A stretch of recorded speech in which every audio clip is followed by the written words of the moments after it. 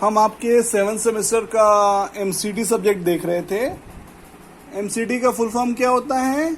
Management concept and techniques. ठीक है, हमने बेसिकली इसमें डिस्कस कर रहे थे इसकी प्लानिंग। ठीक है, प्लानिंग का क्या मतलब होता है? किसी भी ऑर्गेनाइजेशन को जब हम सेटअप करते हैं, ठीक है, तो कुछ प्लानिंग्स हम लेट डाउन करते हैं ना, उसके हिसाब से फिर आगे हम धीरे धीरे उसमें काम करते हैं। ठीक है, और इसमें हमने बेसिकली क्या क्या देखा था?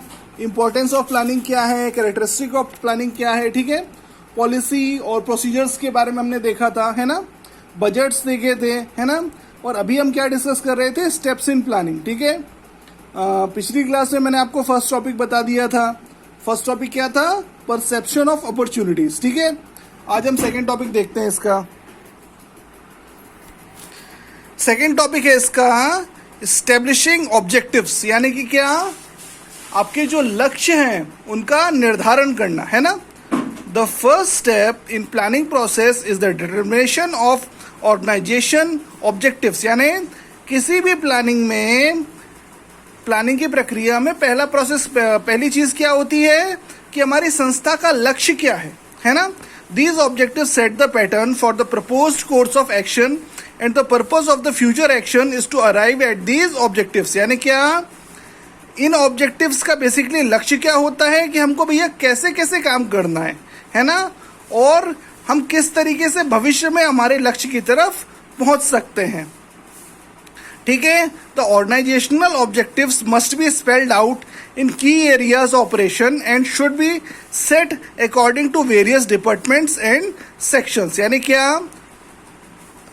यानी कि जो भी मेन हमारे ऑर्गेनाइजेशन में भी जो मेन कार्य करने की जगह है, वहाँ पर हमारे जो संस्था के लक्ष्य हैं वो उनको क्लियर कट पता होने चाहिए, है ना। हर डिपार्टमेंट को, हर सेक्शन को जो हमारे ऑर्गेनाइजेशन के लक्ष्य हैं वो क्लियर होने चाहिए। तो objectives should be clearly specified and measurable as far as possible, यानी क्या? जो लक्ष्य हैं हमारी संस्था के वो बिल्कुल क्लियर होने चाहिए और भाई मेजर्ड होने चाहिए। मेजर्ड यानी भैया हमारी कंपनी का टर्नओवर अभी इतना है, ठीक है, तो साल भर के अंदर हमको इसका टर्नओवर कहाँ तक पहुंचाना है ना, 5 साल में कहाँ तक पहुंचाना है, जहां तक पॉसिबल उस चीज को क्लियर करके रखना चाहिए। ठीक है, लक्ष्य जितना क्लियर होगा आपका एफर्ट उतना ही ज्यादा कॉन्सेंट्रेटेड हो पाएगा। ठीक है, थर्ड पॉइंट क्या है? Establishing planning premises. Premises are the various factors that affect planning. अच्छा, प्रेमिसेस बेसिकली क्या होता है कि हमारी प्लानिंग को क्या क्या चीज प्रभावित करती है। These are political factors, ethical standards, government controls, physical policy, price, demand and availability of various factors of production. अच्छा, क्या क्या हमारी प्लानिंग को क्या क्या अफेक्ट करता है? पॉलिटिकल फैक्टर अफेक्ट करता है। पॉलिटिकल फैक्टर कैसे अफेक्ट करता है भैया? कि जैसे कहते हैं ना, बजट आ गया तो गवर्नमेंट की पॉलिसी जो होती है कई बार चेंज होती है ना। किस चीज पे गवर्नमेंट जो है कितना अलाउंस देने को तैयार है, किस चीज में कितना छूट देने को तैयार है, उसके हिसाब से हमारी जो प्लानिंग होती है और किसी भी बड़े बड़े ऑर्गेनाइजेशन की वो क्या होती है? डिसाइड होती है। ठीक है, बाकी भी चीजें आप देख सकते हैं, प्राइस वगैरह, डिमांड कितनी है ना। इसके बाद क्या है? The information is collected in respect of these, यानी जानकारी जो होती है इनके संबंध में इकट्ठा की जाती है ना। Their analysis leads to make certain forecasts and the limitations are determined within which proposed course of action is to be undertaken, यानी क्या? मैंने आपको पहले भी बताया था पिछली क्लासों में कि फोरकास्टिंग जो होती है वो बहुत मेन चीज होती है आपके सब्जेक्ट में, है ना। फोरकास्टिंग का क्या मतलब होता है कि बड़े बड़े जो आपके स्कॉलर्स हैं, है ना, उनसे राय लेना कि भैया फ्यूचर में क्या होगा, है ना, किस कंपनी का जो शेयर है वो ऊपर जाएगा, किसका नीचे जाएगा, तो किस में इन्वेस्ट करना हमारे लिए बेटर होगा। ठीक है, तो जब इस तरीके के हम एनालिसिस कर लेते हैं तो हमारे लिए फोरकास्टिंग करना थोड़ा सा आसान हो जाता है ना, और हमको ये पता चल जाता है कि भैया किस लिमिट के अंदर हमको काम करना है ना, आगे के जो एक्शंस हैं हमको किस लिमिट के अंदर में लेने हैं। ठीक है, फोर्थ पॉइंट हम देखते हैं, determining alternative course of action. अच्छा, अल्टरनेटिव कोर्स ऑफ एक्शन भी लेना जरूरी है। जैसे कि क्या? जैसे अभी आप देखिए कोरोना आ गया, ठीक है, तो कोई भी इंडस्ट्री जब सेटअप थी तो उसके कुछ कुछ प्लान्स क्या होते हैं एकदम से चेंज हो जाते हैं, ठीक है। 2-3 महीने के लिए इंडस्ट्रियां बंद हो जाती हैं, ठीक है। तो भैया उसमें जब शुरू शुरू में कोरोना आया था, है ना, तो क्लियर नहीं था ये कब तक जाएगा, है ना, कब तक आगे बढ़ेगा। तो उसके हिसाब से पहले से फोरकास्टिंग की जाती है कि भैया अगर जल्दी खत्म हो गया तो हम जल्दी जल्दी अपनी इंडस्ट्री को पूरी तरह 100% सेटअप कर देंगे, अगर आगे खींचा तो हमको क्या करना है। अगर आप पहले से प्लान करके रखोगे, है ना, तो उस इंडस्ट्री को रन करना आसान होगा। अगर आपने प्लानिंग ही नहीं करी, अंदाजे से चल लेंगे भैया हाँ आगे भगवान भरोसे सब ठीक हो जाएगा, तो आपको एकदम से भारी नुकसान हो सकता है। क्यों? इन्वेस्टमेंट आपने कर दिया है ना, और उसका आउटकम आपको मिलना नहीं है, ठीक है। अच्छा, क्या होता है, the various available alternatives should be examined in the light of planning premises which helps to shortlist the number of alternatives that can be evaluated for selection. यानी कि क्या, जितने भी अल्टरनेटिव्स हैं, विकल्प उपलब्ध हैं, है ना, उनको हमको देखना और शॉर्टलिस्ट करना जरूरी होता है, जिसके द्वारा हम उनके बीच में सिलेक्शन कर सकेंगे कि भैया हमारे लिए इस टाइम पे कौन सा अल्टरनेटिव चूज करना बेटर है ना। और मैंने आपको पहले बताया था इस सब्जेक्ट में आपका स्टार्टिंग से लेकर लास्ट तक एक ही मोटो होगा, एक ही उद्देश्य होगा, क्या, इन्वेस्टमेंट हमारी मिनिमम हो और प्रॉफिट जो हमारा मैक्सिमम होना चाहिए, ठीक है।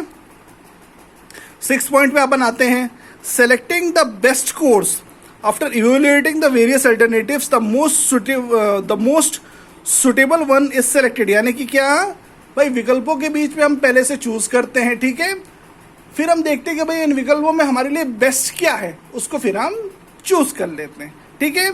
Sometimes the evolution shows that more than one alternative is equally good. अच्छा, कई बार ये होता है कि भैया एक से ज्यादा अल्टरनेटिव कई बार होते हैं, एक से ज्यादा विकल्प क्या होते हैं, कई बार अच्छे हो जाते हैं, है ना।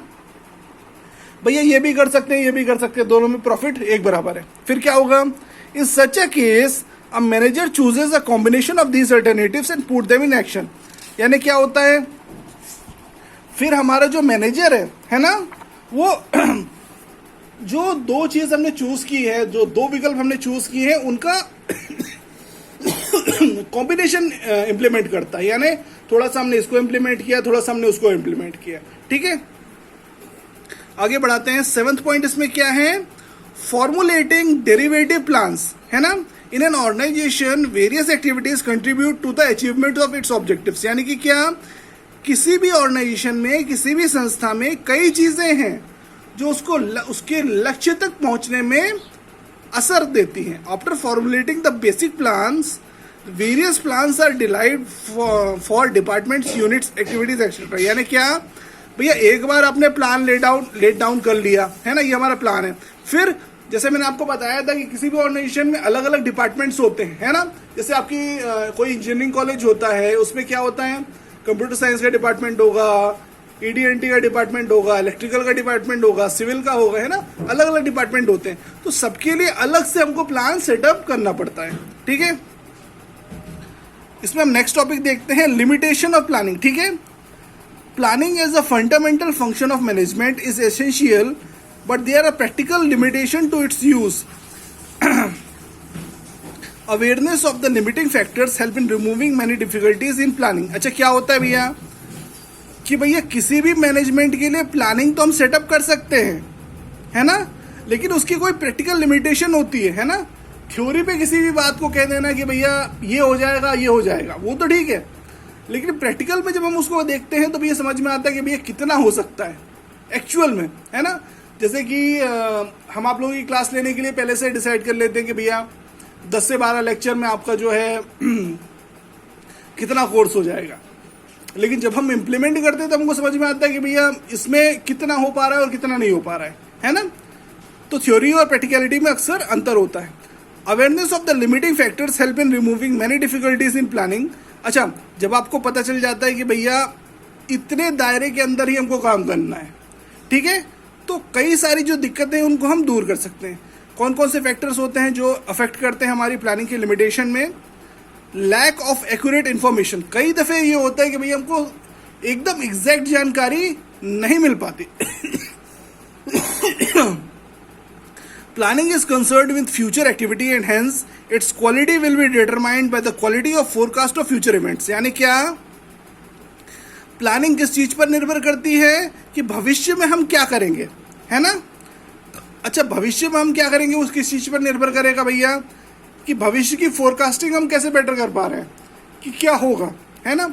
As no manager can predict completely and accurately the events of future, the planning में पोज प्रॉब्लम्स इन ऑपरेशन। अच्छा, भविष्य के बारे में किसी को भी कोई भी अंदाजा जो है, कोई भी मैनेजर अंदाजा नहीं लगा सकता। जैसे कि कोई अंदाजा लगा सकता था कि अभी कोरोना आ जाएगा और 4-4 महीने से कंपनियां बंद रह जाएंगी, कोई अंदाजा नहीं लगा सकता था, कोई मैनेजर अंदाजा नहीं लगा सकता था, ठीक है। तो ये हमारी क्या हो गई, एक परफेक्ट एग्जांपल हो गया एक्यूरेट इंफॉर्मेशन का ना पता होना, फोरकास्टिंग का, है ना, भविष्य के संबंध में, है ना। This problem is further increased by inaccurate planning premises. यानी कि भाई जब हमको पता ही नहीं है कि भविष्य में एकदम से क्या हो जाएगा, जैसे कोरोना आ गया, तो भैया हम इसकी प्लानिंग तो हम पहले से बना ही नहीं सकते, है ना। तो ये दिक्कतें जो है हम पे इसमें आ जाती हैं, ठीक है। तो आज हमने आपका पिछला टॉपिक हमने खत्म कर दिया, क्या, स्टेप्स ऑफ प्लानिंग खत्म कर दिया, ठीक है। और आज हमने नया टॉपिक आपका क्या स्टार्ट किया, लिमिटेशन ऑफ प्लानिंग, ठीक है। मैं इन सब का इमेज खींच के आपको ग्रुप में सेंड कर दूंगा, ठीक है। आज के लिए इतना ही, थैंक यू।